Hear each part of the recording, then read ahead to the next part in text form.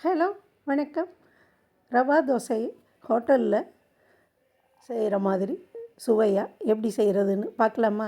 அதுக்கு எல்லா ஜாமான்களும் ஒரே கப்பில் அளவாக எடுத்துக்கிறணுங்க. 1½ கப்பு ரவை, 1 கப்பு தயிர், 1 கப்பு அரிசி மாவு, 3/4 கப்பு மைதா மாவு, 2 ஸ்பூன் கோதுமை மாவு.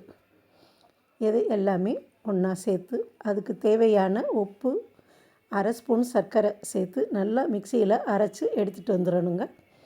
அதை அரைச்சி எடுத்துட்டு 1 ஸ்பூன் சீரகம், 1 ஸ்பூன் மிளகை பொடிச்சு அதில் சேர்த்துருங்க. கொஞ்சம் வெங்காயம், கேரட், கொத்தமல்லி, கருவேப்பிலை எல்லாம் பொடியாக கட் பண்ணி அதையும் சேர்த்து கலந்து எடுத்து ஒரு 1/2 மணி நேரம் ஊற விட்டுருங்க. ஊறவும் அதை நல்லா தண்ணியாக இருக்கணுங்க. ஒரு இதுக்கு நம்ம 5 கப்பு தண்ணி சேர்க்கணும். அப்போ தான் நல்லா தண்ணியாக நீர்க்க கரைச்சிடணும்.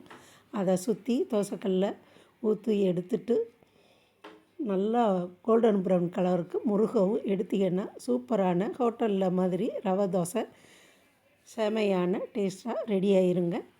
இதுக்கு தேங்காய் சட்னி, சாம்பார் பரிமாறி சாப்பிட்டு பாருங்கள். ரொம்ப சூப்பராக இருக்கும். நீங்களும் இதே மாதிரி செஞ்சு பாருங்கள். அருமையான சுவையோட ரவா தோசை மொறுமொறுன்னு நாமளும் வீட்டிலையே செய்யலாங்க.